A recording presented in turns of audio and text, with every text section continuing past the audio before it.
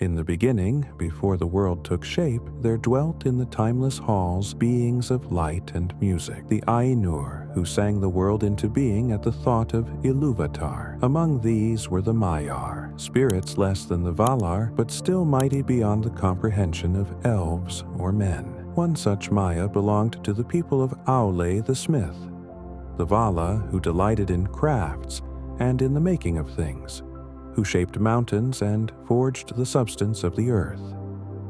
This Maya was called Curunir, and he possessed a mind of extraordinary depth, drawn to the mysteries of craft and the secrets hidden in metal and stone.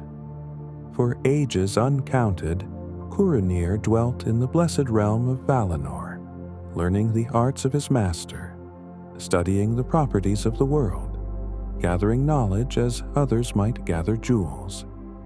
His wisdom grew profound. His understanding of the devices and mechanisms of creation became unmatched among his peers. Yet even then, in the light of the two trees, in the peace before the world's breaking, there was in Curunir a seed of what would later consume him, a desire not merely to understand, but to master. Not merely to know, but to control. The Third Age of Middle-earth had passed its first millennium when the Valar, looking from the west, perceived a shadow growing once more in the eastern lands. Sauron, servant of Morgoth, who had been cast down ages before, was stirring again. The elves remaining in Middle-earth were diminishing. Men were scattered and often fell to darkness, and the free peoples needed guidance and strength against the enemy who worked in secret. In their councils, the Valar determined to send emissaries to Middle-earth, beings who might move among elves and men and dwarves, rallying them to resist the shadow. But these emissaries would not come in their full power, would not arrive as lords demanding obeisance or wielding terror to combat terror. They would be clothed in the bodies of old men, their strength veiled, their true nature hidden, for the Valar decreed that they must win trust through wisdom and counsel, not through domination or fear. They would be teachers, guides, and counselors, prohibited from matching power with power or seeking to rule the free peoples by force.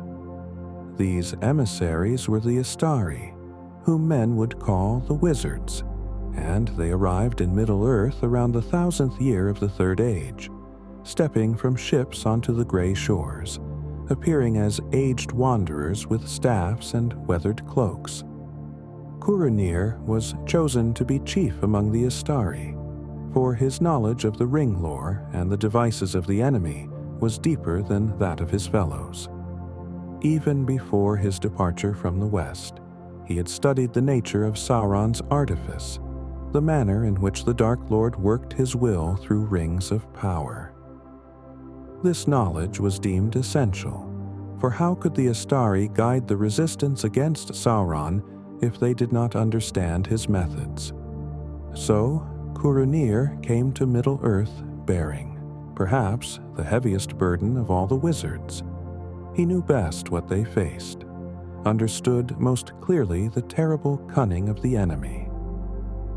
In the Grey Havens, when the Istari first set foot upon Middle-earth's shore, Círdan the shipwright beheld them and perceived their natures, though others saw only old men. Among the Istari came one in gray, another in white, one in brown who loved birds and beasts, and two in blue who passed into the east and are not part of this tale. The one clothed in white was Curunir, who would be known in the tongues of men as Saruman. His robes were white as snow in sunlight, his beard silvered with age, though his eyes held the depth of uncounted years. The mission laid upon the Istari was clear and grave. They were to contest the will of Sauron, to rally elves and men and all free peoples to resist his dominion. But they were not to seek dominion themselves, were not to bend others to their will by force, were not to match the enemy's tyranny with tyranny of their own. Their power was limited. Their forms were those of old men who might grow weary and even die, and they could be killed by violence or waste away through injury. This was deliberate, a chosen restraint, for the Valar had seen in the First Age what came of wielding absolute power, even in the cause of good. It led to destruction on such scale that lands were broken and drowned beneath the sea. The Istari would work slowly, patiently, through persuasion and wisdom. They would plant seeds of resistance that might take decades or centuries to flower.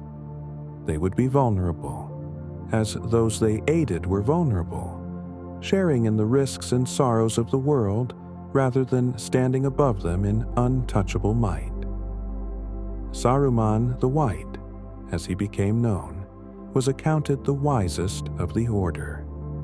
In the early centuries of his time in Middle-earth, he traveled widely, passing through many lands, observing and learning.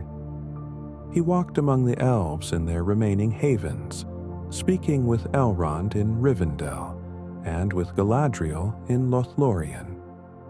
He ventured into the halls of the dwarves, studying their stonework and their craft. He wandered the realms of men, from Gondor in the south to the northern kingdoms, watching the rise and fall of dynasties, the slow fading of the blood of Númenor. Everywhere he went, he gathered knowledge. He learned the languages and lore of each people, their histories and their songs. He studied the land itself, the rivers and mountains, the forests and plains, searching always for understanding. And beneath all his wandering, beneath all his patient scholarship, was his particular obsession, the rings of power, and most especially the one ring that Sauron had forged in secret to rule all others. Saruman studied every scrap of lore, every fragment of knowledge about these artifacts. He believed, perhaps rightly in those early days, that understanding the rings was essential to defeating Sauron. For many long years, perhaps even centuries, Saruman's efforts were genuine. He truly did oppose the Shadow, truly did work to strengthen the free peoples against the enemy's return. When the White Council was formed in the year 2463 of the Third Age, it was Saruman who was chosen as its head.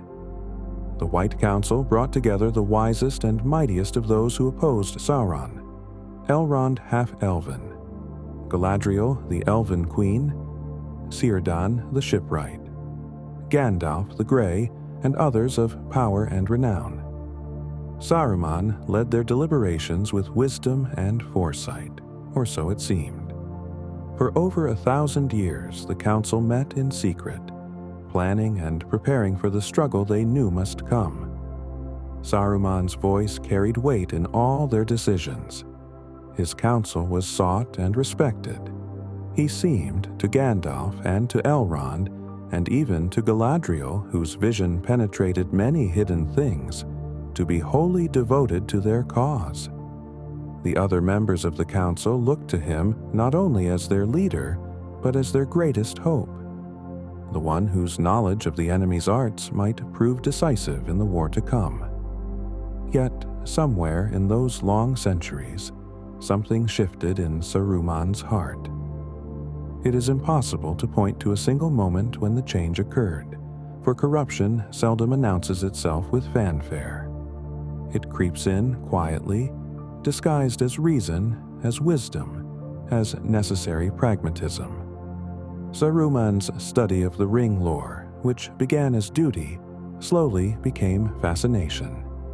His desire to understand Sauron's methods gradually transformed into something darker, an appreciation for the Dark Lord's skill, an admiration for the sheer craft involved in creating artifacts of such power. He began to think thoughts that should have alarmed him. If Sauron could create such things, if such power could be wielded through craft and knowledge, then why should it be Sauron alone who possessed such capabilities? Saruman was, after all, also skilled in the making of things, also learned in the deep lore. He was Curunir of the people of Aule, a Maya who had studied creation itself. The prohibition laid upon the Istari, never to seek dominion, never to rule through power, began to seem to him less like wise restraint and more like an arbitrary limitation, a chain that kept him from achieving what he might otherwise accomplish. The turning point, though Saruman himself might not have recognized it as such at the time, came when he took up residence at Orthanc. Isengard was an ancient fortress, built long ago by the Númenóreans at the western edge of the realm of Gondor. At its center stood Orthanc, a tower of such architectural wonder that its construction seemed beyond the capability of mortal craft. The tower rose 500 feet into the sky, composed of 4 many-sided columns that met at the peak in a crown of sharp horns and pinnacles. It was carved from a single piece of black stone, a rock so hard and smooth that no tool could scratch it. No siege engine could crack it. Some said the stone itself was not of Middle-earth, that the Númenóreans had brought it from their drowned homeland or shaped it through arts now lost. Orthanc had stood empty for long ages, the surrounding fortress fallen into disrepair, when Saruman requested permission from the steward of Gondor to dwell there. This was around the year 2059 of the Third Age. The steward, seeing value in having one of the Istari guard the western approaches and hold the Orthanc stone, gladly granted Saruman's request. The wizard took up residence in the ancient tower, and there he would remain for over 2.5 centuries, and there his fall would be completed. In the pinnacle chamber of Orthanc, Saruman found something the stewards of Gondor had perhaps forgotten or never known: a Palantír, one of the 7 seeing stones that the elves had given to the Númenóreans in ages past. The Palantíri were not evil in themselves. They were crystalline spheres through which one could see across great distances, could communicate with another who held a different stone, could even perceive events of the past, or glimpse shadows of things to come. The Palantír of Orthanc had lain in the tower since the fall of the kings of Gondor, waiting in darkness for someone to claim it. When Saruman discovered it, he must have felt triumph. Here was a tool of immense value, a means to observe the enemy's movements, to watch over distant lands, to gather intelligence far beyond what ordinary sight could provide. It seemed a gift, a resource perfectly suited to his role as defender of the West and leader of the White Council. But the Palantíri were dangerous, especially in those days, for Sauron possessed one as well, the stone of Minas Ithil, which had fallen to his servants centuries before. The seeing stones were made to communicate with one another, and whoever had the strength of will could dominate the connection, could choose what another viewer might see. Saruman began to use the Palantír of Orthanc, peering into it under the stars, seeking knowledge of Sauron's designs. At first, perhaps, he learned much. He watched the movements of armies in distant lands, observed the slow corruption spreading from Mordor, gathered intelligence about the enemy's servants and their plans. But Sauron was aware of the Palantír's use. The Dark Lord, from his tower in Barad-dûr, also gazed into his captured stone, and he perceived Saruman's searching. Then began a long and subtle contest of wills. Sauron revealed what he wished Saruman to see, concealed what he chose to hide, and slowly, incrementally, began to work upon the wizard's mind. The Dark Lord did not dominate Saruman with brute force, did not simply seize control of the White Wizard's will and bend it to servitude. That would have been crude and ultimately ineffective, for Saruman would have recognized such an assault and broken the connection. Instead, Sauron was patient. He showed Saruman visions of his own power, let the wizard glimpse the vast armies gathering in Mordor, the industry of the Dark Tower, the inexorable strength of the Shadow. He planted doubts. Could the West truly resist such might? Would it not be wiser to seek accommodation, to find a way to turn Sauron's inevitable victory to one's own advantage? And beneath these doubts, Sauron nurtured Saruman's pride, fed the wizard's secret belief that he was wiser than his peers, more capable, more deserving of power. The corruption through the Palantír was not a single act, but a slow poisoning that took place over years, perhaps decades. Each time Saruman gazed into the stone, Sauron's influence deepened. The White Wizard began to keep secrets from the White Council, began to withhold information he had learned, began to pursue his own designs rather than the common cause. And central to these designs was the One Ring. Saruman became convinced that the ring still existed, that it had not been lost forever in the waters of Anduin, where Isildur had fallen millennia before. He believed that if he could find the ring before Sauron did, he could claim it for himself. With the ring, Saruman reasoned, he could overthrow Sauron, could take the Dark Lord's place, but as a wise ruler rather than a tyrant, could order Middle-earth according to his own superior knowledge and judgment. It never seemed to occur to him, or perhaps he refused to acknowledge, that the One Ring could not be wielded by anyone without corruption, that it would turn any user into another Sauron, that its very nature was domination and enslavement. Or perhaps some part of him did understand this, but believed himself strong enough to master the ring where others would fail, a pride that was itself a form of madness.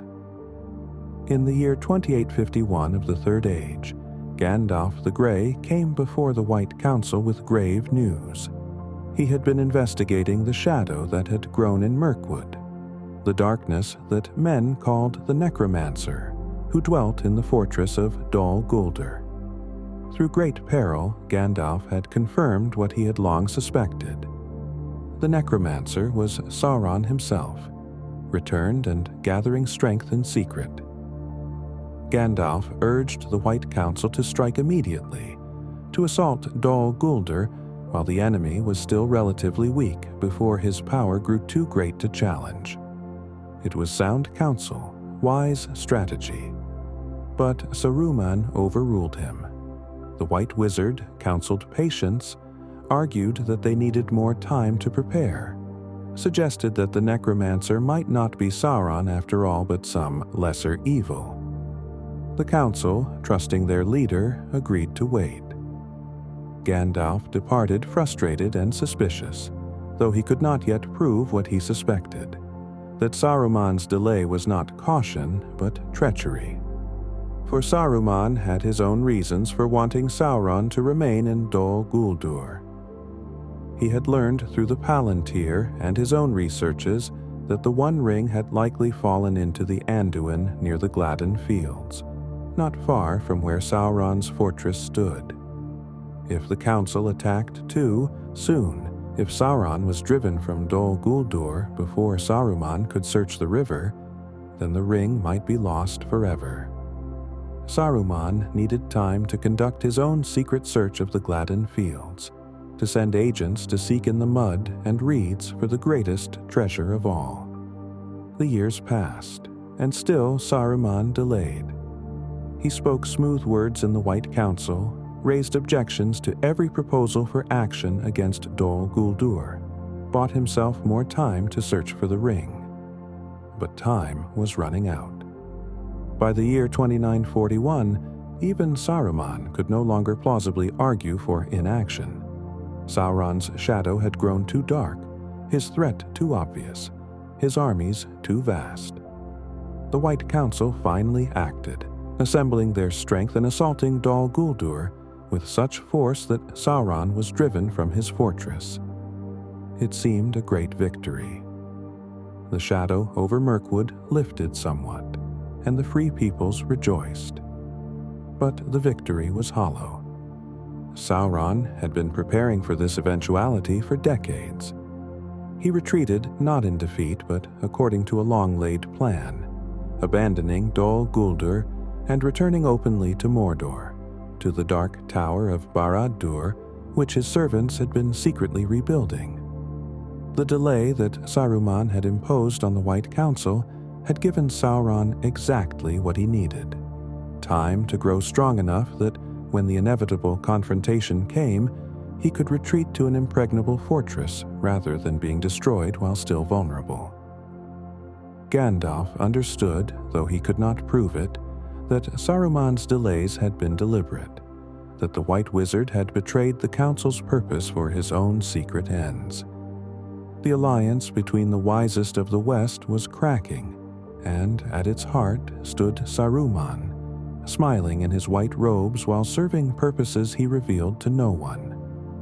By the time Saruman's betrayal was beginning to manifest in his delays before the White Council, he had already established himself for nearly 2,000 years as the foremost among the Istari.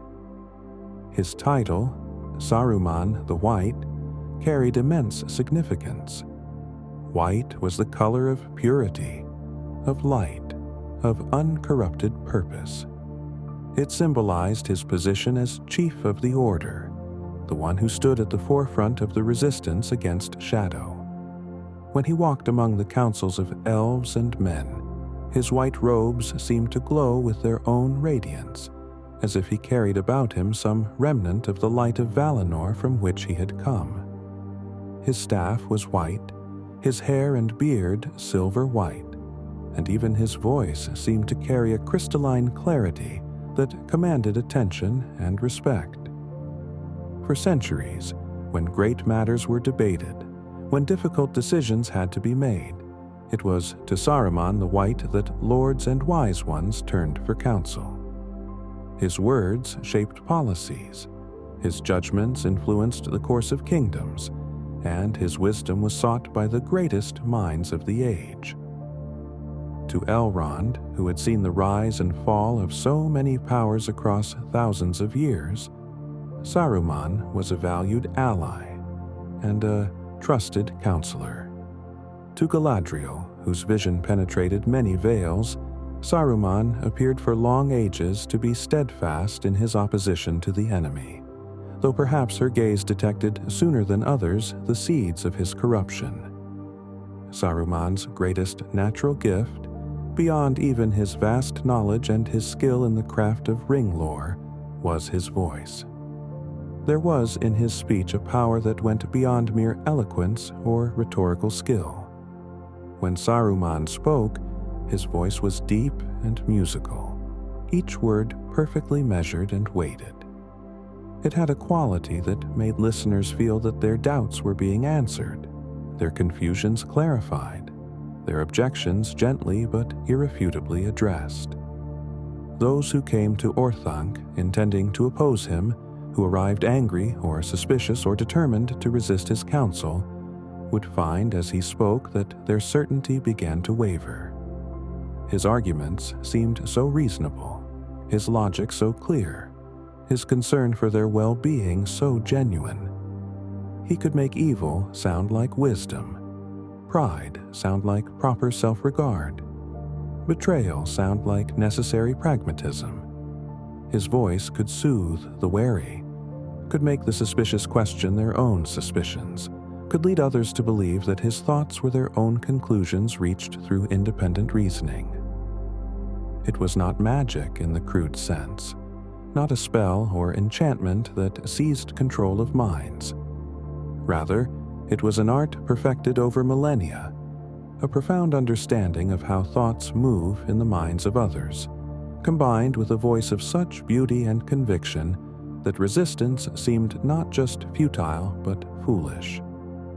Even Gandalf, who knew Saruman better than most and who grew increasingly suspicious of his old colleague's purposes, felt the pull of that voice, felt the temptation to believe, to trust, to set aside doubt. The Tower of Orthanc itself reflected something of its master's nature, both in its original grandeur and in what it became under Saruman's long occupation. The tower stood at the center of the ring of Isengard, a great circular wall that enclosed a plain nearly a mile across. The wall itself was evidence of Númenórean craft, built of huge blocks of dark stone fitted so perfectly that no blade could slip between them, rising 50 feet high and broad enough at the top for men to walk along its circuit. But Orthanc dwarfed even this impressive fortification. The tower's 4 columns, each carved with many subtle facings and edges, rose smooth and black from the center of Isengard's plain. Where they met at the summit, 500 feet above the ground, they formed a crown of sharp pinnacles arranged like the tips of spears pointing at the sky. The stone was polished to such smoothness that it seemed almost to absorb light rather than reflect it, giving the tower an appearance of solid shadow rather than substance. No normal siege could harm it. The stone would not crack under battering rams, would not burn, would not crumble under assault. Ents, the strongest, living things that walked Middle-earth, would later tear down the walls of Isengard stone by stone, but even they could not mar Orthanc. At the tower's base was a single entrance, great doors that could be sealed from within, and above the doors rose the smooth, unscalable walls. Within Orthanc were many levels and chambers, connected by winding stairs carved from the same black stone as the tower itself. The lower levels held storerooms and armories, places where Saruman kept his collected treasures of ancient craft and lore. Higher up were libraries, chambers lined with shelves, holding books and scrolls gathered from across Middle-earth. Histories of the Elder Days, treatises on the making of things, genealogies of the Númenórean kings, maps of forgotten roads, and, most especially, every fragment of knowledge pertaining to the Rings of Power. Saruman had spent centuries collecting this material, sending agents across the known world to find ancient texts, purchasing at great cost manuscripts from the archives of Gondor, copying in his own hand the records preserved in Rivendell and other havens of lore. His library was perhaps the finest in Middle-earth, surpassing even the collections of Elrond, for where the elves preserved memory, Saruman hoarded it. The pinnacle chamber, where the 4 shafts of the tower met beneath the crown of horns, was Saruman's sanctum. It had windows facing in all directions, narrow slits through which he could observe the lands surrounding Isengard. And there, kept in a recess in the stone, hidden from all but Saruman himself, was the Palantír of Orthanc, the seeing stone through which his communion with Sauron took place, through which his corruption was accomplished. In the early years of his dwelling at Orthanc, Saruman kept the surrounding land of Isengard much as the Númenóreans had left it. Within the great circular wall there had once been gardens and groves of trees, places of beauty amid the stone. Some of these trees were of kinds planted by the men of Númenor, brought as seeds from the Westlands, while others were native to the region, growing from the good earth that filled the enclosed plain. Saruman at first maintained these, walked among them in his meditations, perhaps even took some pleasure in their quiet growth.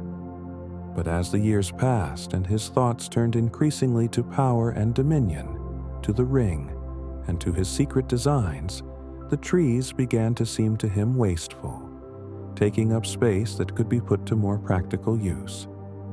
He needed forges for his experiments in craft, workshops for his investigations into the making of weapons and devices, storage for the materials of industry. So the trees began to fall. At first, perhaps a few at a time, cleared to make room for some new structure. Then more rapidly, as Saruman's plans expanded and his need for resources grew. The ancient trunks were cut down and fed to furnaces. The roots were torn from the earth to make way for pits and excavations. The transformation was gradual enough that from the outside, from beyond the walls of Isengard, it might not have been immediately obvious what was happening. But within, the green land was being systematically destroyed and replaced with industry. Beneath Orthanc, Saruman delved deep into the living rock, creating caverns and tunnels that stretched down into darkness. In these subterranean spaces he built his forges and workshops, places where fires burned constantly, fed by the wood of the trees he had destroyed and by coal brought from distant mines. The air in the depths grew thick with smoke and heat. The sound of hammering echoed through stone passages, metal striking metal, the roar of bellows feeding flames, the hiss of hot iron plunged into water. Saruman was recreating on a smaller scale what Sauron had built in Mordor, a place of industry devoted to war and domination. He was making weapons, armor, siege engines, all the implements of conquest. His servants, a mix of men who had fallen under his sway and worse things that he gathered to his service, labored in the darkness at tasks whose ultimate purpose they might not fully understand. Some worked the forges, others mined deeper tunnels, still others stood guard or carried messages or tended to the complex mechanisms Saruman devised. The wizard who had come to Middle-earth to inspire and counsel had become a master of industry, a lord who ruled through fear and utility rather than through the wisdom and persuasion that should have been his tools. It was in these hidden depths beneath Orthanc that Saruman achieved perhaps his greatest and most terrible work, the creation of the Uruk-hai. The orcs that served Sauron were formidable enough as instruments of war, but they had significant weaknesses. They could not endure sunlight well, becoming sluggish and pained when forced to march or fight in daylight. They were relatively small and weak compared to men, dangerous in great numbers but individually not difficult to overcome. Saruman determined to create a better breed of warrior, one that combined the vicious nature of orcs with greater size, strength, and resistance to the sun. Through what methods he accomplished this breeding is not detailed in the lore, and perhaps that is merciful, for the process must have involved dark experiments in the pits beneath Isengard. What emerged were the Uruk-hai, creatures that stood as tall as men, broad-shouldered and powerful, with the ferocity of orcs but without their weakness to daylight. They could march in full sun without faltering, could fight in disciplined formations, and were loyal to Saruman with a devotion that ordinary orcs never showed to their masters. The Uruk-hai were marked with the device of the White Hand, Saruman's own symbol, white on black, a mockery of his title and his robes. They were the instruments through which he intended to seize control of Rohan and eventually expand his dominion across the west. An army that owed nothing to Sauron and everything to Saruman's own twisted craft. While Saruman built his forces in secret, he maintained his position in the White Council, still acting the part of the wise leader opposing the Shadow. But his treachery went beyond merely concealing his true activities. He actively worked to undermine the efforts of others who genuinely sought to resist Sauron. When Gandalf grew suspicious and began to investigate more closely, Saruman misdirected him, sent him on false errands, concealed information that might have been valuable to the Grey Wizard's efforts. When scouts reported strange movements near Isengard, Saruman ensured that these reports were dismissed or suppressed. He maintained a network of spies and informants, not to serve the White Council's purposes but to serve his own. To watch for any sign that the One Ring had been found, to track its movements if it should surface. His obsession with the ring had become total. Every action, every decision, every calculation was ultimately directed toward one goal: finding the ring before Sauron did, claiming it for himself, and using its power to overthrow the Dark Lord and take his place as the supreme power in Middle-earth. The irony was perfect and terrible. Saruman, sent to Middle-earth specifically to oppose Sauron's dominion, had become so corrupted by his study of the enemy's methods that his entire purpose had inverted. He no longer sought to prevent tyranny, but to become the tyrant. The relationship between Saruman and Gandalf had always been complex. In the early centuries after their arrival in Middle-earth, they had worked together, shared knowledge, consulted on matters of lore and strategy. But even then, there was a difference in their approaches. Gandalf traveled constantly, walked among the small and the overlooked, spoke with hobbits and common men, involved himself in what Saruman considered trivial concerns. He smoked pipeweed, attended festivals, told stories to children, wasted his time, or so Saruman thought, on matters that had no bearing on the great struggle against Sauron. Saruman, by contrast, concerned himself with what he deemed important: the councils of the mighty, the movements of armies, the deep knowledge found in ancient books. He viewed Gandalf's wandering as a form of weakness, an inability to focus on what truly mattered. When Gandalf would return from his travels and speak of the strength he found in simple folk, of the courage of hobbits or the resilience of common men, Saruman would listen with barely concealed contempt. This contempt deepened as the centuries passed, and Gandalf began to question Saruman's judgment, to probe at inconsistencies in his counsel, to suggest that the head of the White Council might not be acting in the common interest. The growing suspicion between them was a wound in the unity of the Istari, and it served Sauron's purposes perfectly. For divided, the wizards were far less effective than they might have been together. In the year 30 and 18 of the Third Age, Gandalf came to Isengard seeking counsel and alliance. He had learned that the One Ring had been found, that it was in the possession of a hobbit in the Shire, and that its discovery put the bearer and all the free peoples in terrible danger. Gandalf came to Saruman because despite his growing suspicions, he still hoped that the head of the White Council could be reasoned with, that when faced with this ultimate crisis, Saruman would remember his mission and his duty. He climbed the stairs of Orthanc to the pinnacle chamber, and there Saruman revealed his true allegiance. The White Wizard no longer concealed his contempt for the Grey. He mocked Gandalf's concern for hobbits, dismissed the Grey Wizard's plans to resist Sauron. Instead, Saruman offered an alternative: partnership in a new order. The time for resistance was over, Saruman argued. Sauron's victory was inevitable.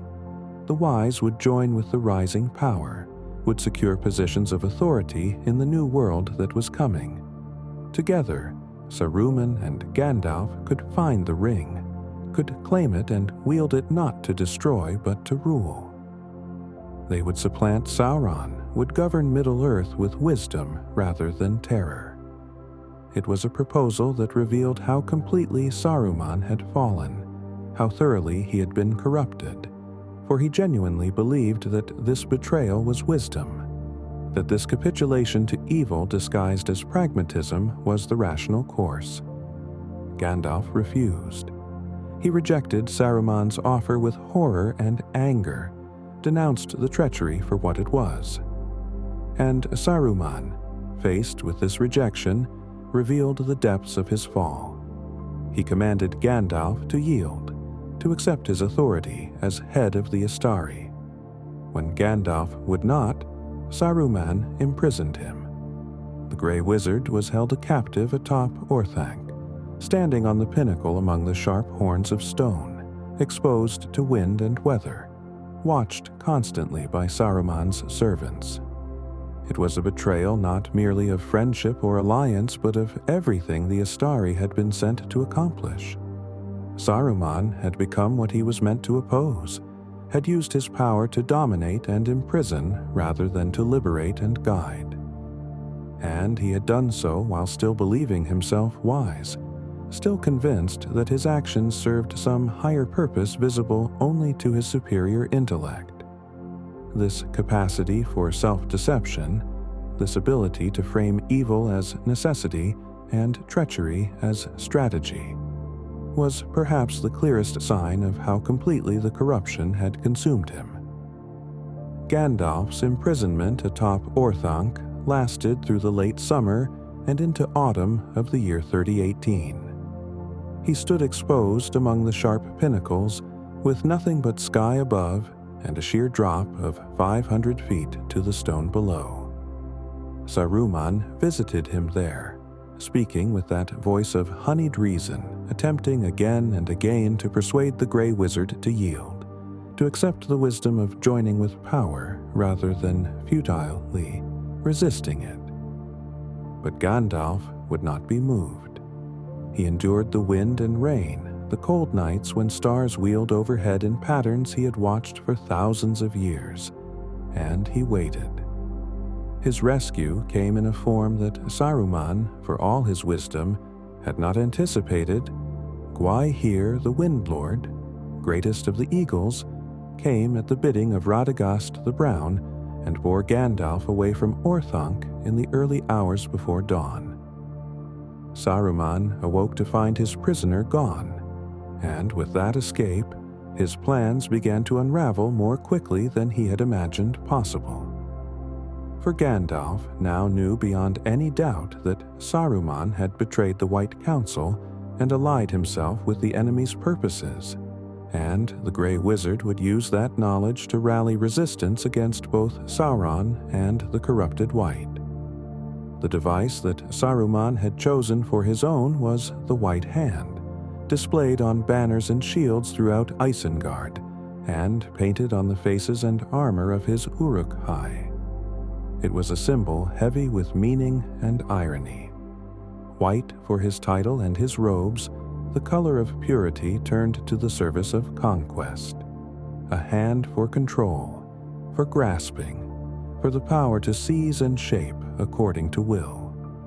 Where once he had carried the authority of the White Council and the mission of the Valar, now he bore only his own emblem, the sign of his personal dominion. His forces marched under this banner, and when they went to war, it was not for the freedom of the West, but for Saruman's own aggrandizement. The white hand on black fields became a mark of terror in Rohan, for it was the Rohirrim who would bear the first brunt of Saruman's assault. He had chosen his target carefully. The kingdom of Rohan stood between Isengard and the richer lands of Gondor, and its conquest would give him control of a vast territory and a subject people who could be bent to his purposes. Moreover, Rohan was weakened, its king aged and falling under evil counsel, and Saruman had spent years preparing the ground for its fall. The corruption of Theoden, king of Rohan, had been accomplished through the same methods Saruman had used so often before. The slow poison of honeyed words, delivered not directly, but through an intermediary. Grima, son of Galmod, had been a counselor at the court of Edoras, a man of some learning but weak will and great ambition.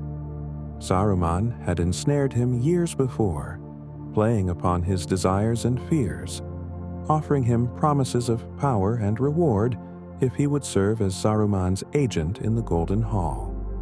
Grima, who became known as Wormtongue for the nature of his counsel, whispered poison into Theoden's ear day after day, year after year. He advised caution when action was needed, counseled despair when hope might have prevailed, and slowly sapped the king's strength and will until Theoden sat like a figure of old age and defeat, barely aware of what transpired in his own kingdom. Under Grima's influence, Theoden's son Theodred was sent on dangerous missions where he might be killed. The king's nephew Éomer was marginalized and eventually imprisoned, and Rohan's defenses were allowed to decay. All the while, Saruman's forces grew stronger in Isengard, preparing for the war that would sweep across the Riddermark and reduce the Horse Lords to servitude under the White Hand.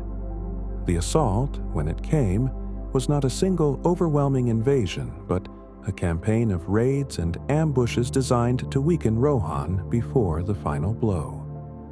Saruman's Uruk-hai, moving swiftly under sun and moon alike, struck at outlying settlements, burned villages, drove off herds, and slew any who resisted. The Rohirrim, leaderless and confused by the paralysis of their king, could mount only scattered defense. Theodred, the king's son and heir, rode out with his riders to contest the crossing of the river Isen, and there he fell in battle against overwhelming numbers of Uruk-hai. His death removed one of the last obstacles to Saruman's designs, for Theodred had been a warrior of courage who might have rallied Rohan despite his father's weakness. With the prince dead and Éomer imprisoned on false charges fabricated by Grima, Rohan seemed defenseless, ripe for conquest. Saruman's forces assembled at Isengard in numbers that would have seemed impossible only years before. 10,000 strong at least, orcs and Uruk-hai and men who had turned to his service, all bearing the White Hand, all ready to march at their master's command. But Saruman's plans were disrupted by events he had not foreseen and could not control. The Fellowship of the Ring, formed at Elrond's council to carry the One Ring to its destruction in the fires of Mount Doom, had set out from Rivendell.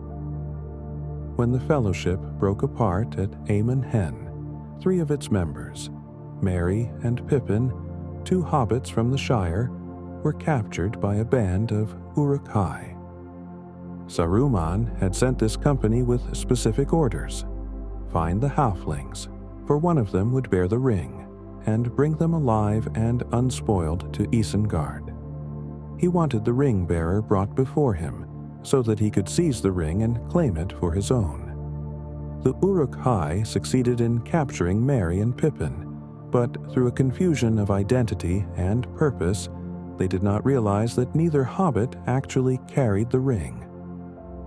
The true ring-bearer, Frodo, had already departed with his companion Sam on a different path. Nevertheless, the Uruk-hai bore their captives westward toward Isengard, pursued by Aragorn, Legolas, and Gimli, who sought desperately to rescue their companions.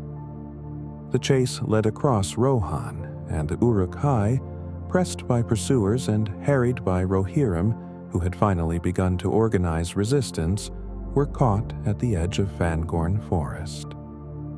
There they were destroyed, but Merry and Pippin escaped into the forest, where they would encounter Treebeard and set in motion events that Saruman had never imagined possible.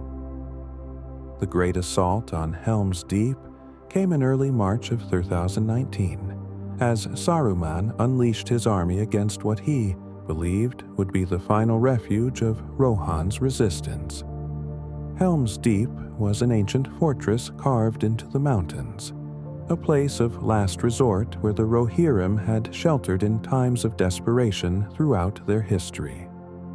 King Theoden, freed at last from Grima's influence by Gandalf's intervention, had gathered there what forces remained to him. Perhaps 2,000 men, many of them old or young, barely trained, against Saruman's 10,000. The army that marched from Isengard carried siege ladders and explosives, great battering rams and grappling hooks, all the implements necessary to break a fortress. The Uruk-hai were confident of victory, for their numbers were overwhelming and their strength was terrible. They arrived at Helm's Deep as night fell, and through the darkness came the sound of 10,000 feet marching, the clatter of weapons, and the roaring of voices hungry for battle. The assault began in earnest, wave after wave of Uruk-hai throwing themselves against the deeping wall, climbing ladders that were thrown down, replaced, and raised again. The defenders fought with desperation, knowing that if the walls fell, all was lost. The battle raged through the night, and though the Rohirrim fought with courage beyond measure, they were being overwhelmed by sheer numbers. Saruman had devised a particularly cruel innovation, a flame that could be ignited even in rain, packed into vessels that could be hurled against stone to blast it apart. The Uruk-hai used this explosive to breach the deeping wall at its weakest point, blowing a hole through which they poured in a flood of bodies and blades. It seemed that Helm's Deep would fall, that Rohan would be broken, that Saruman's conquest would be complete. But at the darkest moment, as dawn approached, Gandalf arrived with Éomer and a force of Rohirrim who had been thought lost. They charged down from the heights into the mass of Uruk-hai, and something broke in Saruman's army. The orcs and Uruk-hai, so fierce in attack, found themselves trapped between the fortress and the charging cavalry. Many fell in that charge, cut down by the riders of Rohan. Others fled into Fangorn Forest seeking escape, and there they were met by the trees themselves, which had risen in wrath, and none who entered that wood emerged again. The great army that had marched from Isengard was destroyed, scattered, or lost. Saruman's bid to conquer Rohan had failed utterly, and with that failure, his power began to crumble in earnest. While his army was being destroyed at Helm's Deep, Saruman himself remained in Orthanc, gazing into the Palantír, watching the disaster unfold through the Seeing Stone and unable to prevent it. He had staked everything on this assault, had committed his entire force to the conquest of Rohan, believing that victory was certain. The failure must have struck him like a physical blow. All his careful planning, all his years of preparation, all the industry and craft he had devoted to building his power, it was coming apart. And worse was to come, for while he watched the distant battle through the Palantír, another catastrophe was unfolding much closer to home. The Ents, the ancient shepherds of the trees, had awakened to wrath. Treebeard, oldest of living things in Middle-earth, had discovered what Saruman had done to the trees of Isengard, the groves that had been cut down and fed to the forges. The Ents had held an Entmoot, a gathering of their kind that had not occurred in centuries, and they had decided to march to war. The last march of the Ents it would be called, and it brought to Isengard a force that Saruman, for all his foresight, had never considered as a threat. The Ents came to Isengard like a forest walking. They were immensely tall, figures that seemed shaped of wood and bark and living branch, ancient beyond reckoning, and strong beyond the measure of any creature born of earth. Treebeard led them, and with him came Merry and Pippin, the hobbits who had escaped from the Uruk-hai and who had awakened the Ents' anger by telling of Saruman's deeds. The Ents approached the ring of Isengard, the great circular wall that surrounded Saruman's domain, and they did what no army of men or orcs could have done. They tore it down. The massive stone blocks that the Númenóreans had set with such craft were ripped from their places and hurled aside as if they were pebbles. The gates were broken open, the walls reduced to rubble. The Ents poured into Isengard, and Saruman's remaining forces, those orcs and men who had been left to guard the fortress, could do nothing against them. No blade could harm the Ents. No fire could burn them. They swept through Isengard, destroying everything. The forges were broken apart, the workshops smashed, the pits and caverns torn open to the sky. Only Orthanc itself stood unharmed, for even the Ents could not break that stone. Treebeard, in his ancient wisdom and his terrible wrath, commanded the river Isen to be turned from its course. The Ents broke the dams that had controlled the water, and they directed the river through Isengard itself.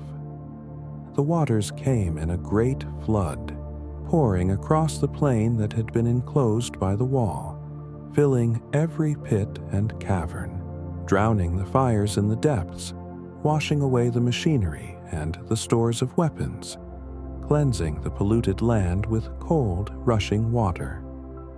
The pits where the Uruk-hai had been bred filled with water and became dark pools. The forges that had burned day and night were quenched, and their fires extinguished forever. The smoke that had risen from Isengard for years, the black clouds that had stained the sky, dispersed and did not return. Where there had been industry and fire and the sounds of war-making, there was now water and silence and the slow settling of stone. Orthanc stood alone in the midst of a great lake, an island of black stone surrounded by water, and in that tower Saruman was trapped. His army was destroyed, his fortress was in ruins, his power was broken. Yet he still possessed his voice, and he still believed that he could talk his way out of defeat. When Gandalf arrived at Isengard in the aftermath of the Ents' assault, riding with Theoden and the victors of Helm's Deep, they found the fortress transformed. The devastation was complete. What had been a place of industry and strength was now a waterlogged ruin. But Orthanc stood untouched, and from its heights Saruman looked down upon those who had come to demand his surrender. The confrontation that followed would be the final test of Saruman's greatest weapon, the voice that had swayed so many to his will over the long centuries. Theoden and his company gathered before the tower, and Saruman appeared at a window high above, looking down upon them. He began to speak, and immediately the power of his voice was felt. He addressed Theoden with apparent respect and concern, acknowledged the king's grievances, expressed regret for the conflict between them, and suggested that they might find common cause against the true enemy in Mordor. His words were smooth and reasonable, his tone respectful, his arguments seemingly sound. He spoke of the danger that Sauron posed, of the need for all free peoples to stand together, of the waste and tragedy of this conflict between potential allies. Many who heard Saruman speak felt the pull of his voice. Even Theoden, who had every reason to hate Saruman for the destruction the wizard had wrought upon his kingdom, felt himself wavering, felt his anger cooling, felt the arguments beginning to seem reasonable. The Rohirrim who stood around their king felt it too, the subtle shifting of thought, the gentle erosion of certainty. But Gandalf stood unmoved. The Grey Wizard, who was now Gandalf the White, having passed through death and returned with greater authority, was immune to Saruman's manipulation. He had heard this voice before, had resisted it in Orthanc when he was imprisoned, and he would not be swayed now. When Saruman turned his attention to Gandalf, attempting to draw his old colleague into negotiation, attempting to find some basis for agreement between them, Gandalf's response was absolute and final. "Saruman," he said, and his voice carried a power that surpassed all of Saruman's cunning. your staff is broken." With those words, Gandalf shattered Saruman's rod of office, the physical symbol of his authority as a wizard. The staff that had been white, that Saruman had carried for 3,000 years, splintered and fell from his hands. In that moment, something fundamental changed. The power that Saruman had wielded, the authority he had claimed as head of the Istari, was stripped from him. Gandalf's pronouncement was not merely symbolic. When he declared Saruman's staff broken, he was exercising an authority that had been granted to him in his passage through death and return.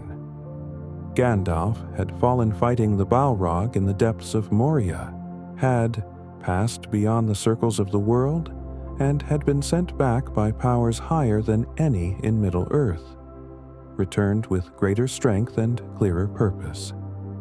He now held the authority that Saruman had once claimed, and he used it to cast Saruman from the Order of the Istari. Saruman was no longer the White. That title and that office had passed to Gandalf. Saruman was no longer even Saruman of many colors, as he had briefly styled himself in his pride, attempting to claim superiority over the simple white that had been his designation. He was Saruman the Broken, a wizard stripped of his power, expelled from the fellowship of the wise, cast out from the purpose for which he had been sent to Middle-earth 3,000 years before. The sentence was absolute and irreversible. He could no longer claim the authority of the Valar, could no longer speak as one of the Istari, could no longer wield the particular powers that had been granted to those emissaries. What remained to him was only what he had made himself: knowledge and cunning, and that voice, still capable of persuasion even if its supernatural efficacy had been diminished. Saruman withdrew from the window of Orthanc in fury and despair. He was trapped in his tower, surrounded by the lake that the Ents had made, with no army to command and no power to escape. Gandalf and Theoden departed, having more pressing concerns with the war against Sauron than to spend further time on a defeated enemy. They left the Ents to guard Isengard, to ensure that Saruman remained imprisoned, and they rode away to the greater battles that awaited. But before they left, something unexpected occurred. Grima Wormtongue was still with Saruman in Orthanc, having followed his master into captivity and disgrace. From a high window, as Gandalf was riding away, Grima suddenly threw something, a heavy, spherical object that tumbled through the air and struck the stone near where Pippin stood. It was the Palantír of Orthanc, the seeing stone through which Saruman had communed with Sauron and through which his corruption had been accomplished. Whether Grima threw it in anger, attempting to strike Gandalf or Saruman's enemies, or whether he was simply disposing of something his master had commanded him to destroy, or whether some other motive moved him, is not recorded. But the result was that the Palantír fell into the hands of those who opposed Sauron, and it would later serve purposes very different from those Saruman had intended. The Palantír's loss must have been a bitter blow to Saruman, for it had been his most treasured possession and his primary tool of power for centuries. Through it, he had observed distant lands, had communed with Sauron, had fed his obsession with the ring and his delusions of eventual dominion. Now it was gone, taken by those he had opposed, and he was left alone in his tower with nothing but his memories and his hatred. The isolation must have been profound. Orthanc had no stores of food beyond what had been kept in its chambers, and those would not last forever. The tower had no way to draw water except what rain might collect, and the climate was not generous. Saruman was not accustomed to physical hardship. For 3,000 years he had lived in comfort, had commanded servants to attend to his needs, had never known hunger or true deprivation. Now he was reduced to the condition of a prisoner in his own fortress, dependent on whatever the Ents might choose to allow him, and the Ents had no love for him whatsoever. Treebeard, ancient and patient, was content to let Saruman remain in Orthanc indefinitely, starving slowly if necessary, for the Ent had seen too many trees cut down and burned to feel any mercy for the one responsible. Time passed, and Saruman's situation did not improve. The War of the Ring proceeded without him. Sauron was overthrown. The One Ring was destroyed in the fires of Mount Doom, and the darkness that had threatened to consume all of Middle-earth was lifted. Saruman, trapped in his tower, could only imagine what was happening in the wider world. He had staked everything on the belief that Sauron would triumph, that the ring would be found and claimed, that the future belonged to those who embraced power rather than resisted it.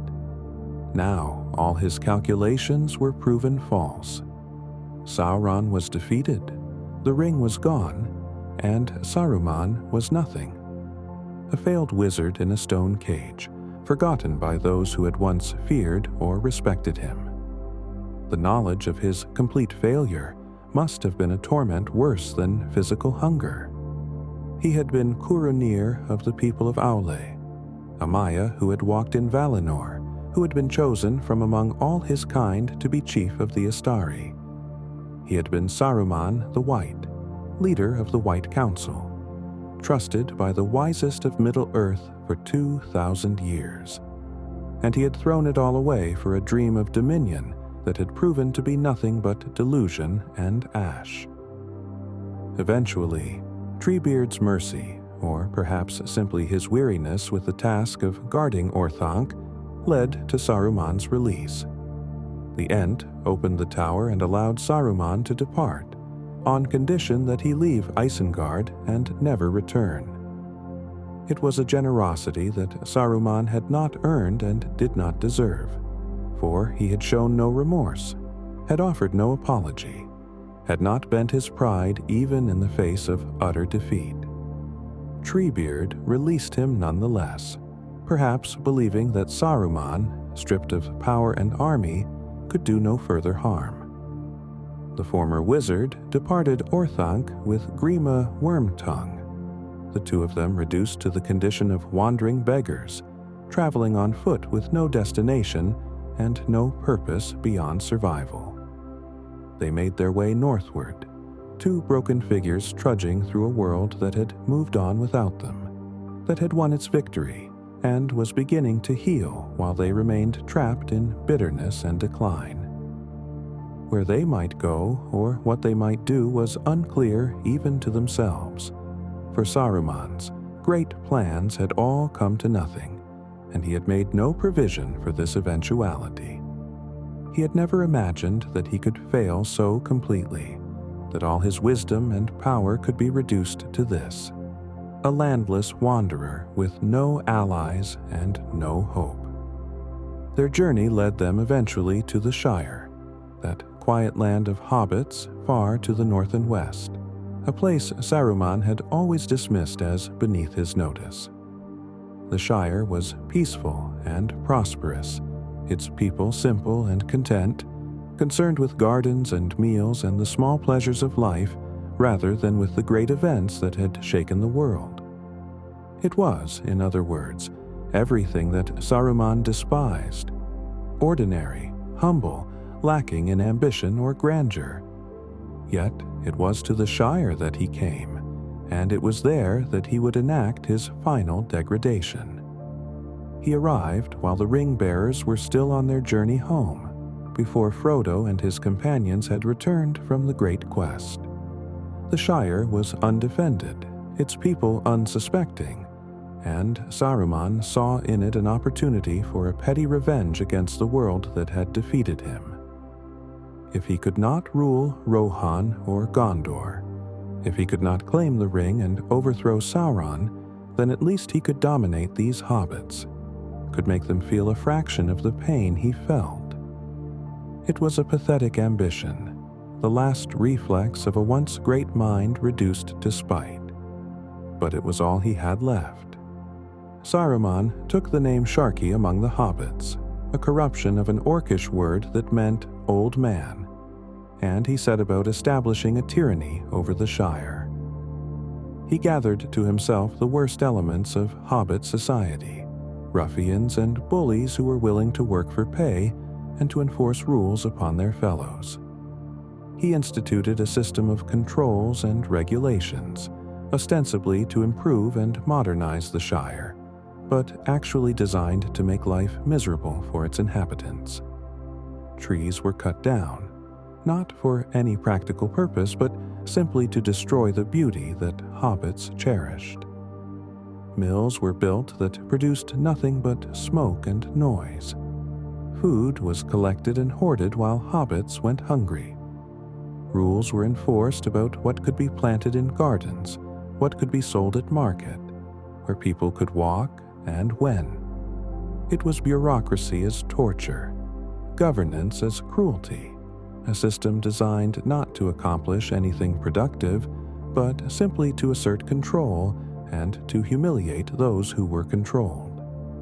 Sharki rarely showed himself, preferring to work through his intermediaries, but everyone in the Shire knew of him, feared him, and resented the burden he had placed upon their land. The transformation of the Shire under Sharki's influence was heartbreaking to those who loved it. Where once there had been green fields and flowering gardens, now there were ugly buildings and patches of bare earth. Where once the hobbits had been free to come and go as they pleased, to visit friends and tend their gardens and live in peace, now there were rules and restrictions enforced by ruffians who took pleasure in their authority.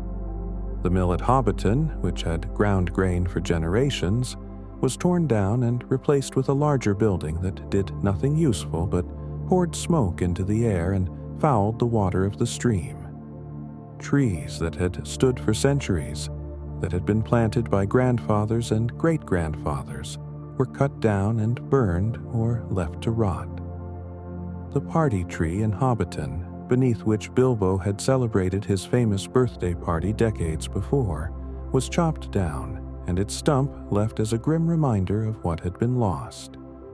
It was vandalism on a scale meant to break the spirits of those who witnessed it, to make them understand that beauty and tradition meant nothing to those who held power, that everything they valued could be destroyed on a whim. Grima Wormtongue remained with Sharki throughout this time, serving as his companion and servant as he had served Saruman in Isengard. But the relationship between them had curdled into something poisonous.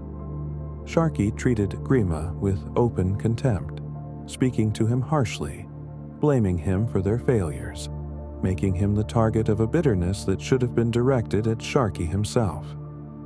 Grima endured this abuse because he had nowhere else to go, because years of servitude had destroyed whatever independence or self-respect he might once have possessed.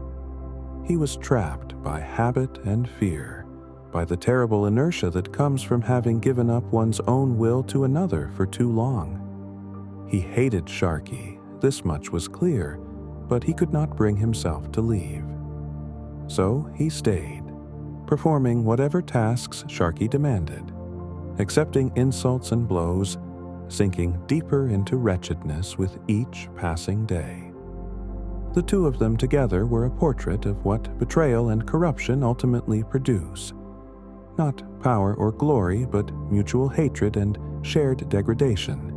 The tyrant and his slave bound together in a relationship that benefited neither, but that neither could escape. The return of Frodo, Sam, Merry, and Pippin to the Shire in late 3019 marked the beginning of the end for Sharki's petty tyranny. The four hobbits had been transformed by their experiences in the wider world. They had walked with elves and men, had fought in battles, had witnessed great deeds and terrible dangers. They returned to find their homeland corrupted and their people oppressed, and they would not accept it. Merry and Pippin, in particular, had grown in stature and authority during their time away. Merry had ridden with the Rohirrim and struck down the Witch King of Angmar, while Pippin had served in the citadel of Gondor and saved the life of the steward's son. They were no longer the carefree young hobbits who had left the Shire months before. They organized resistance among the hobbits, rallied the oppressed against the oppressors, and began the work of driving out Sharky's ruffians and reclaiming their land. The Scouring of the Shire, as it came to be called, was a swift campaign in which the hobbits rose up against those who had tyrannized them, fought skirmishes and battles throughout their land, and ultimately triumphed over the forces of Sharky. When the fighting was nearly over and the ruffians were defeated or scattered, the hobbits came at last to Bag End, Frodo's home, where Sharky had taken up residence. They found him diminished almost beyond recognition. The wizard who had once stood tall in white robes, whose voice could sway the mighty, whose presence commanded respect and fear, was now a hunched and ragged figure, his robes dirty and torn, his face hollow with hunger and bitterness. Frodo confronted him there, and in that confrontation, the true depths of Saruman's fall became apparent. Frodo offered mercy. He told Sharky that he could leave the Shire, that he would be allowed to go free if he departed immediately and never returned. It was an offer of extraordinary generosity, given what Sharky had done, the suffering he had caused. But Saruman's pride, the same pride that had led him to betray the White Council and seek the One Ring, would not permit him to accept charity from a hobbit. He rejected the offer with scorn, spat venom and hatred at Frodo, revealed the depth of his malice and his inability to acknowledge his own failures. As Sharky railed against Frodo and the other hobbits, attempting even in this final moment to assert some kind of dominance through the force of his will and his voice, Grima Wormtongue stood nearby, trembling with suppressed rage and despair. Sharky, in his anger, turned on Grima, struck him and called him degrading names, blamed him for their present situation. It was one insult too many, one blow too far. Something in Grima finally broke. He drew a hidden knife, a blade he had carried concealed for who knows how long, and in a sudden motion, he struck Saruman down. The blade took the fallen wizard's life, and Sharky crumpled to the ground. From his body rose something strange and terrible, a pale, shrouded form, insubstantial as mist, that looked for a moment toward the west, toward the uttermost west, where Valinor lay beyond the circles of the world. It seemed to be reaching, pleading, hoping even in that final moment for some mercy, some acceptance, some chance to return to the land from which it had come so long ago. But a cold wind came from the west, a wind that seemed to carry rejection and refusal, and it blew the pale form apart, scattering it to nothing. Curanir, the Maya who had walked in Valinor, who had been sent to Middle-earth as Saruman the White, was rejected even in death, turned away from the blessed realm, dispersed into the empty air like smoke from a dead fire. Grima Wormtongue did not long outlive his master. The hobbit archers, who had witnessed the sudden violence, loosed their arrows, and Grima fell beside the one he had served and hated for so many years. Two bodies lay in the road before Bag End, Sharky, the fallen wizard, and Grima, the broken servant. Their shared story ended in a moment of rage and a flurry of arrows. The hobbits buried them without ceremony, wanting only to be done with the whole sorry business and to begin the work of healing their land. But the death of Saruman, or rather the manner of his spirit's dissolution, carried meanings that would be contemplated for generations to come. When an elf died, their spirit journeyed to the halls of Mandos in Valinor, where they might dwell for a time before being re-embodied if the Valar willed it. When men died, they passed beyond the circles of the world to a fate that even the Valar did not know. But the Maiar, being spirits of a different order, did not truly die in the mortal sense. Their spirits persisted, and in normal circumstances might return to Valinor to be judged and perhaps restored. But Saruman's spirit did not journey west. It rose from his fallen body and looked toward Valinor, and was rejected, blown away by a wind from that direction, dispersed to nothingness. It was the final judgment upon one who had betrayed every trust, who had turned from light to shadow, who had used gifts meant for good to accomplish evil. The trajectory of Saruman's fall, when viewed in its entirety, reveals a pattern that appears again and again in the histories of Middle-earth and in the older tales of the Elder Days. It is the pattern of the gifted being who cannot be content with what they are, who reaches for more power than they were meant to wield, and who in that reaching loses everything including themselves. Morgoth, the first and greatest of the Dark Lords, had been Melkor, mightiest of the Valar, but his desire to create life as Ilúvatar did, his inability to accept that some powers belonged to the Creator alone, led him to rebel and to pour his essence into the corruption of Arda until he was diminished to the point where he could be thrust into the void.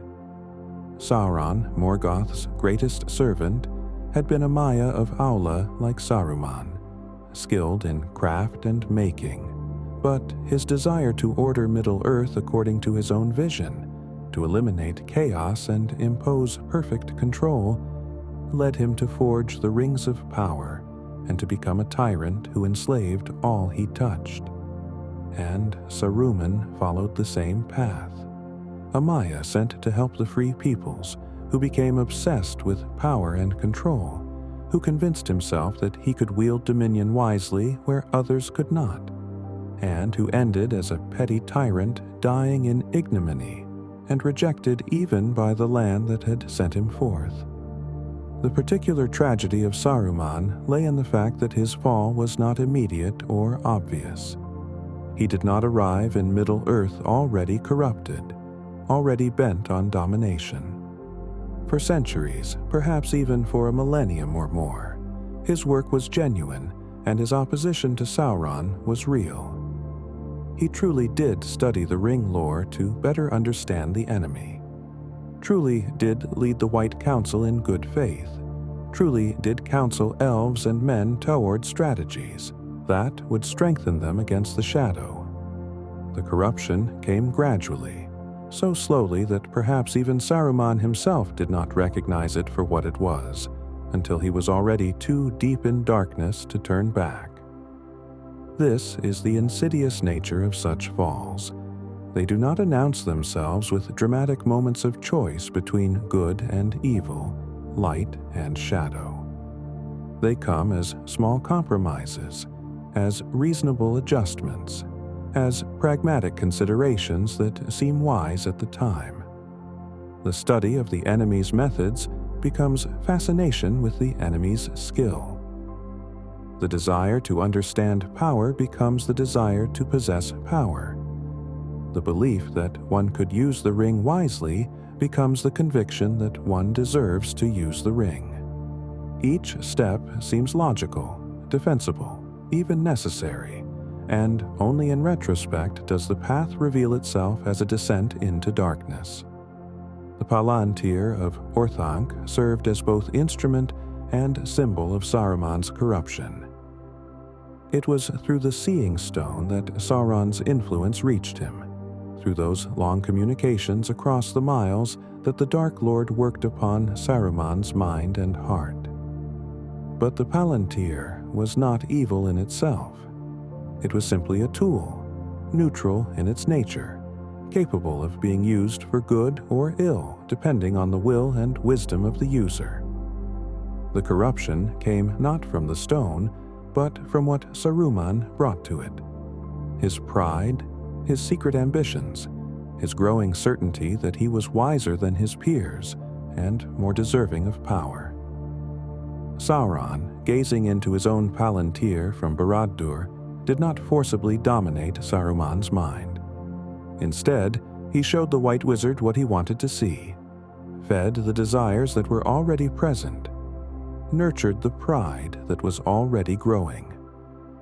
The Palantír became a mirror in which Saruman saw not objective truth, but reflections of his own aspirations and fears, and he mistook these reflections for wisdom.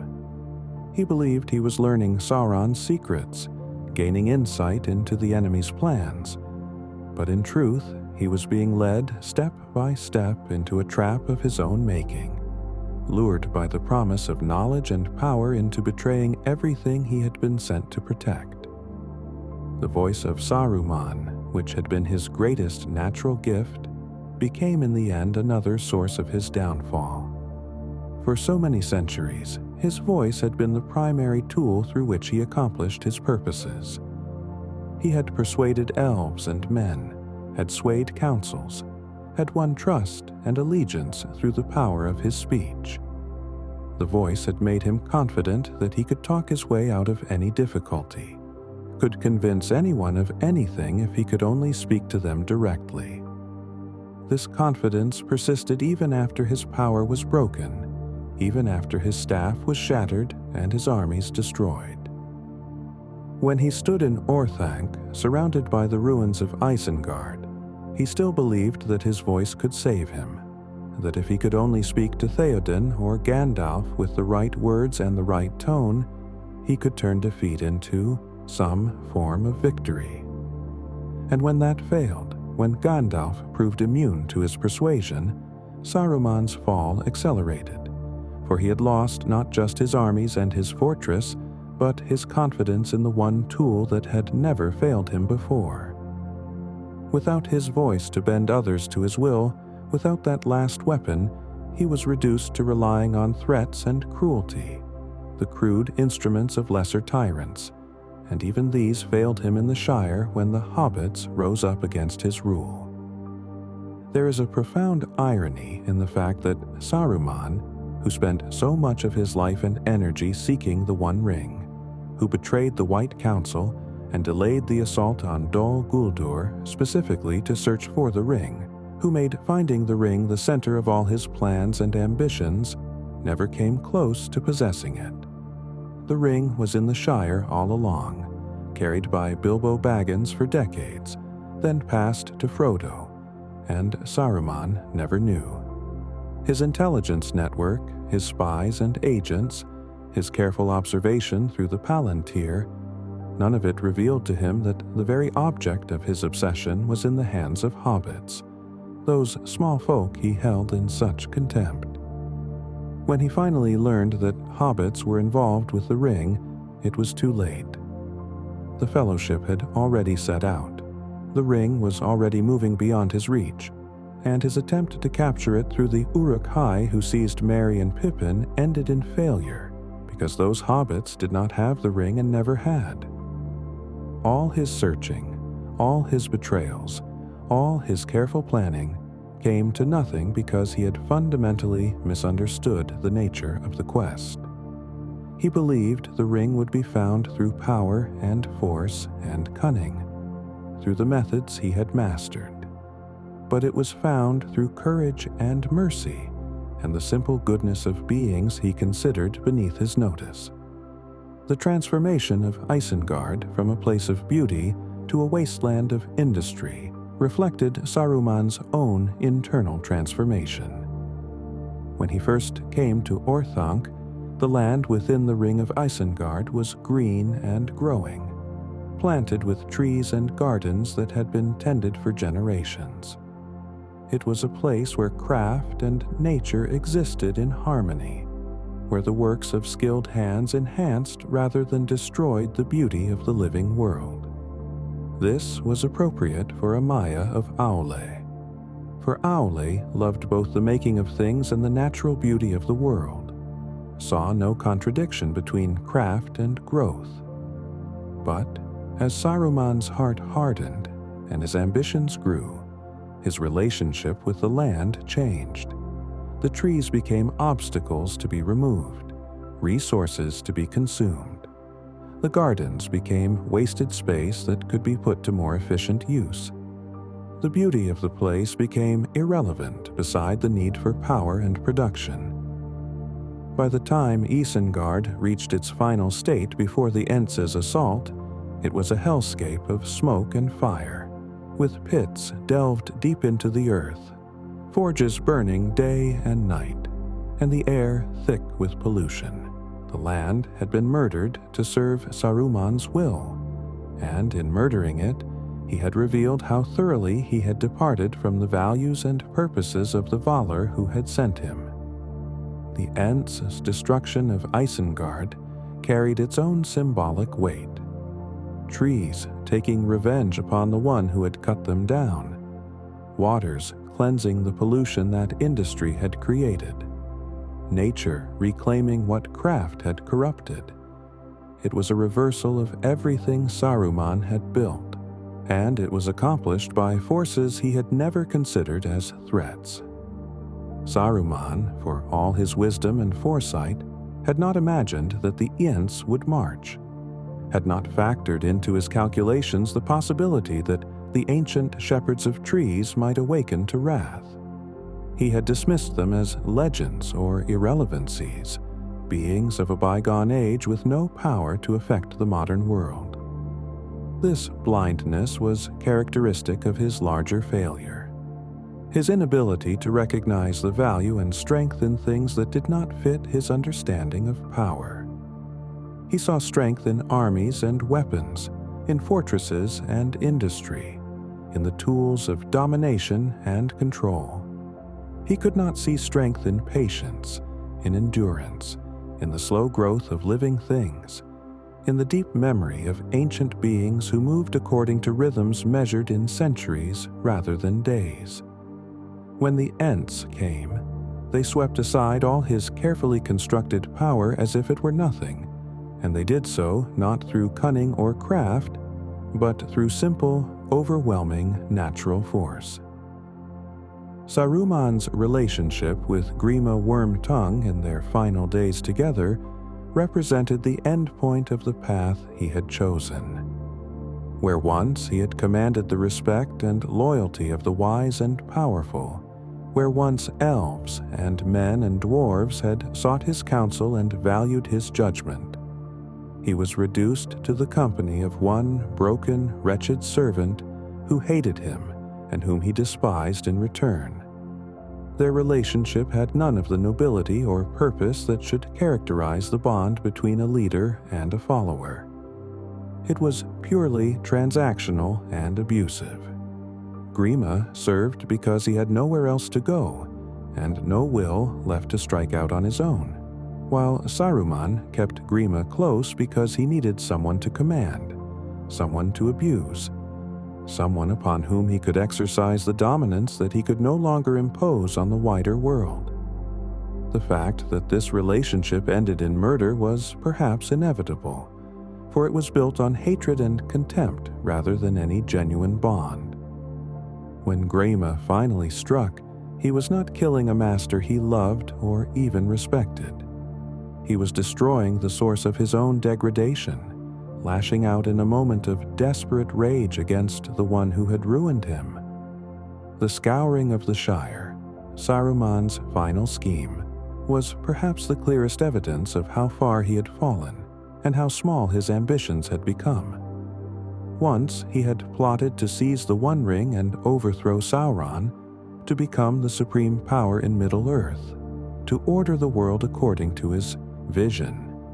By the end, he was reduced to tormenting hobbits, cutting down their trees and fouling their land, exercising petty tyranny over simple folk who had done him no harm.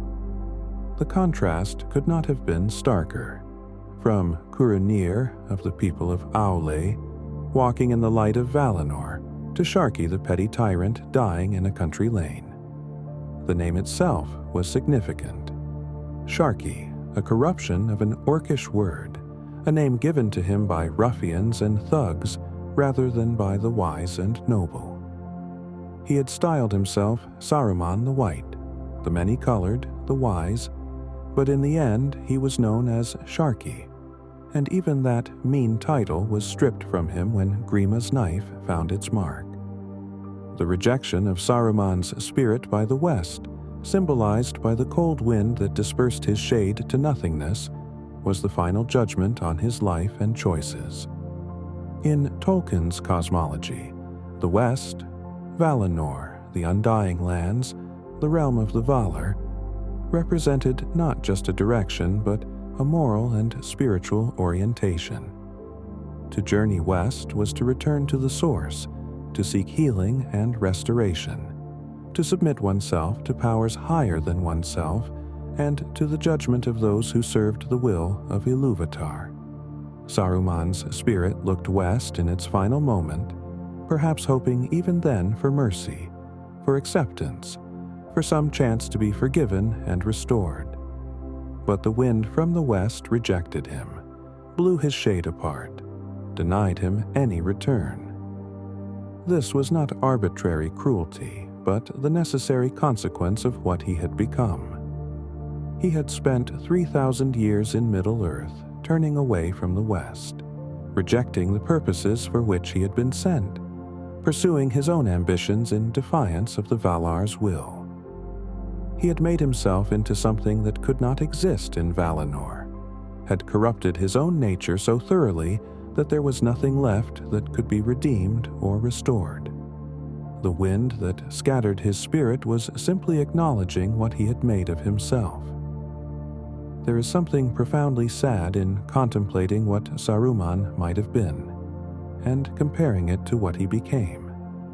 He was sent to Middle-earth with such a noble purpose, to inspire hope, to kindle resistance against tyranny, to guide the free peoples through wisdom and counsel toward their own salvation. He had the knowledge and power to accomplish great good, to be a light in dark times, to help shape the course of history toward freedom and flourishing rather than domination and despair. For centuries, he did these things. He was trusted, valued, even loved by those who knew him. But somewhere in those long years, he lost his way. The mission became secondary to his own advancement. The cause became an instrument for his ambition, and the gift of wisdom became the curse of pride. By the end, the being who should have been a guardian and guide had become an enemy and destroyer, and all the good he might have done was overshadowed by the evil he had wrought. The lesson of Saruman's fall, if such tragedies can be said to teach lessons, is about the danger of pride and the corruption that comes from desiring power for its own sake. Saruman was not sent to rule Middle-earth, but to serve it. He was not given knowledge so that he could dominate others, but so that he could help them resist domination. The tools he was granted, his wisdom, his voice, his understanding of lore and craft, were meant to be used in service of the free peoples, not in pursuit of his own aggrandizement. But he came to believe that his wisdom made him superior, that his knowledge entitled him to power, that his understanding of the world meant he should be the one to order it. This belief was the seed of his destruction. It led him to betray the White Council, to seek the ring, to build armies and make war, to tyrannize those weaker than himself, and it led him ultimately to that country lane in the Shire, dying at the hands of the wretched servant he had abused, his spirit rejected and dispersed, all his wisdom and power come to nothing. Yet even in the tragedy of Saruman's fall, there is something that speaks to the complexity of evil and the nature of corruption. He was not born evil, was not created as an agent of darkness. He was a Maya, a holy spirit who had served in Valinor, who had known the Valar and walked in the light of the two trees. He came to Middle-earth with genuine purpose and for long ages served that purpose faithfully. The corruption came gradually, almost imperceptibly at first, through choices that seemed reasonable and through compromises that appeared necessary. This makes his fall in some ways more frightening than that of Sauron, who had chosen evil in the ancient days and pursued it with single-minded devotion. Saruman shows us that even the wise can fall, that even the good can be corrupted, that the path to tyranny can be paved with what seem at the time to be rational decisions. His story is a warning that evil often comes not with horns and a tail, but dressed in white robes, speaking with a beautiful voice, offering arguments that sound like wisdom. The question of free will haunted Saruman's story from beginning to end.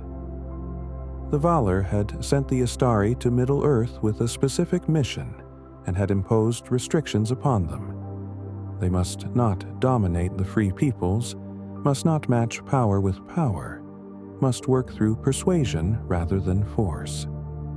These were not suggestions but commandments, limitations deliberately placed upon beings who possessed vast power in their true forms. Yet, within these restrictions, the Istari retained their freedom of choice. They could choose how to interpret their mission, could choose what methods to employ, could choose whether to remain faithful to their purpose or to pursue their own ends. Saruman chose poorly, but the choice was genuinely his. The Valar did not control his actions. Sauron did not dominate his will through the Palantír. The corruption came from within, from his own pride and ambition. This makes his fall a tragedy rather than an inevitability. For at any point along the way, he might have chosen differently, might have turned back from the path he was following, might have confessed his growing obsession with the ring, and sought help from Gandalf or Galadriel or others who might have drawn him back from the edge. But he did not. He chose secrecy over honesty, ambition over duty, power over service, and each choice made the next one easier, until he could no longer see that he had any choice at all. The contrast between Saruman and Gandalf illuminated what the Istari were meant to be, and what Saruman had failed to become. Both were Maiar. Both were sent to Middle-earth on the same mission. Both possessed great wisdom and power. But their approaches could not have been more different. Gandalf wandered constantly, involved himself in what seemed like trivial matters, befriended hobbits and common folk, spent his time among the small and overlooked, rather than exclusively among the great and powerful. He smoked pipeweed, attended parties, told stories, made himself available to anyone who needed counsel or comfort. Saruman saw this as a waste of time, as a failure to focus on what truly mattered in the great struggle against Sauron. But Gandalf understood something that Saruman had forgotten, or perhaps never truly grasped: that the strength to resist evil comes not from the mighty alone, but from all the free peoples working together. That a hobbit's courage is as valuable as an elf lord's wisdom. That hope can be found in a garden in the Shire as readily as in the councils of Rivendell. When the final crisis came, when the ring needed to be destroyed, and the free peoples needed to stand against Sauron's overwhelming might, it was Gandalf's approach that proved successful. The ring-bearer was a hobbit, one of those small folk Saruman had dismissed. The armies that held Sauron's attention while Frodo completed the quest included Rohirrim and common soldiers of Gondor, not just the great captains. And Gandalf himself, who had seemed to accomplish so little through all his wandering, had woven together an alliance that proved strong enough to endure the test. There was wisdom in Saruman's vast knowledge, but knowledge alone proved insufficient without the humility to use it rightly. He knew more about the Rings of Power than perhaps any being in Middle-earth save Sauron himself. He understood the mechanisms of their making, the principles underlying their function, the dangers inherent in their use. This knowledge was meant to help him guide others away from the temptation the rings represented, to help the free peoples understand what they faced in Sauron and why the One Ring must be destroyed rather than used. But Saruman's knowledge became disconnected from wisdom, became mere information that he hoarded and used for his own purposes rather than sharing for the common good. He knew that the ring would corrupt anyone who tried to wield it, but he believed himself an exception, believed his understanding of the ring's nature would protect him from its influence.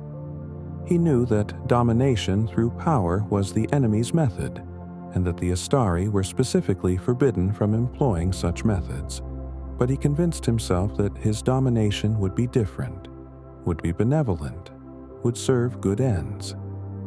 Knowledge without wisdom is like a blade without a handle, dangerous to everyone, most of all to the one who tries to wield it.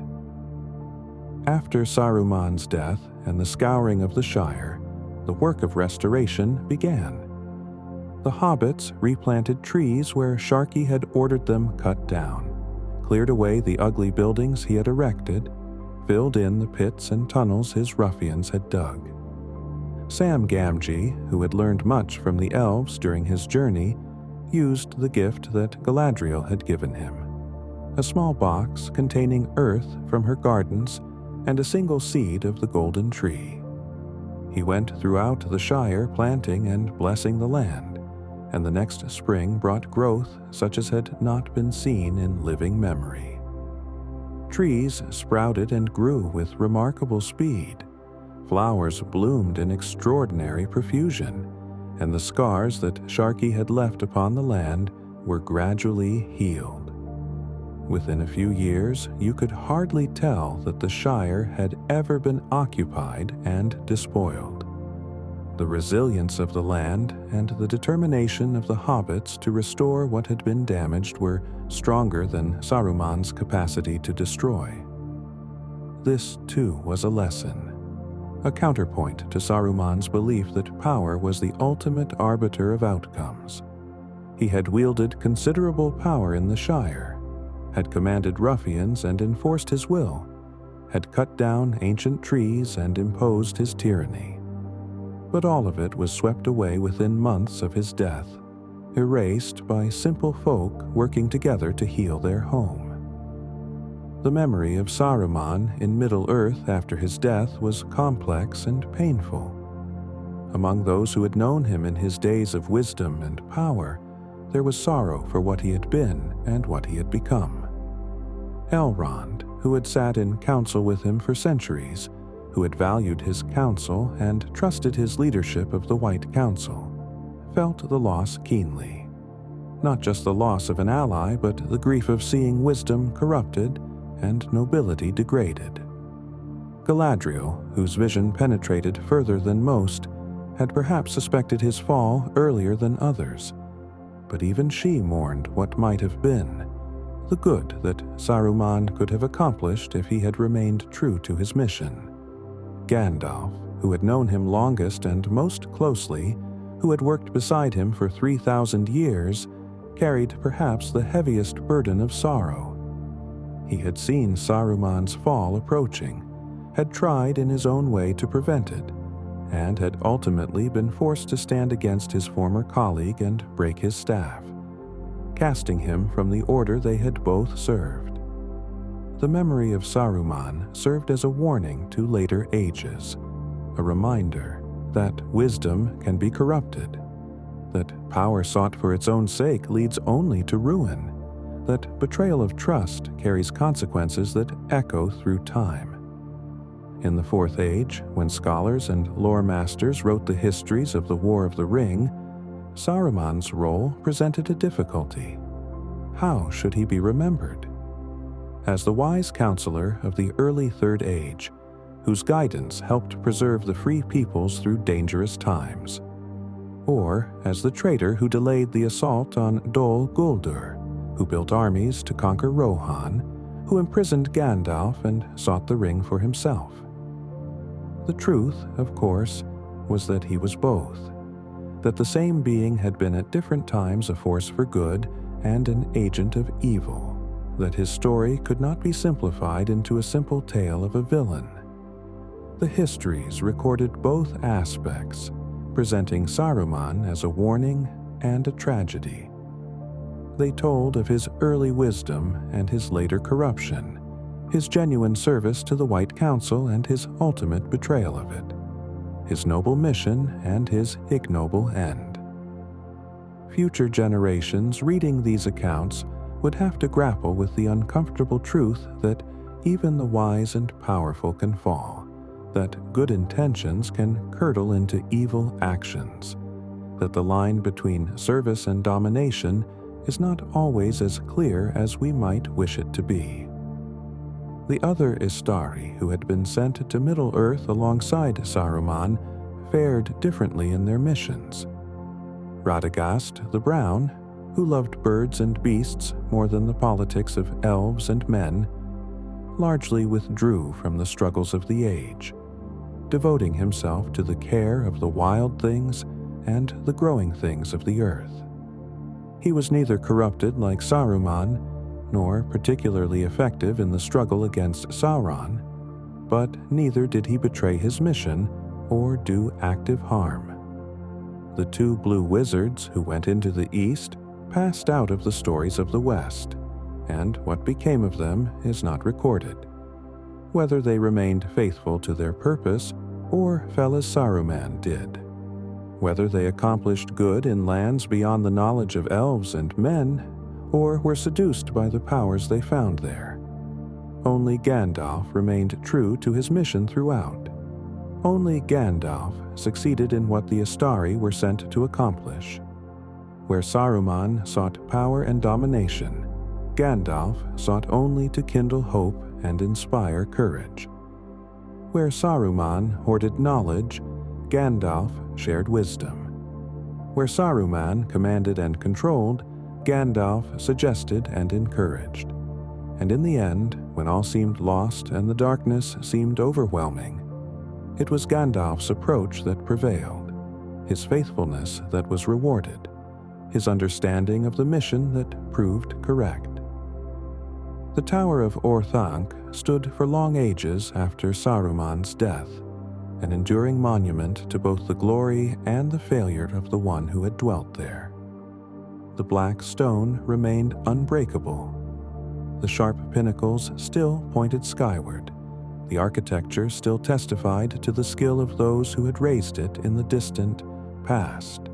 But it stood empty, or nearly so.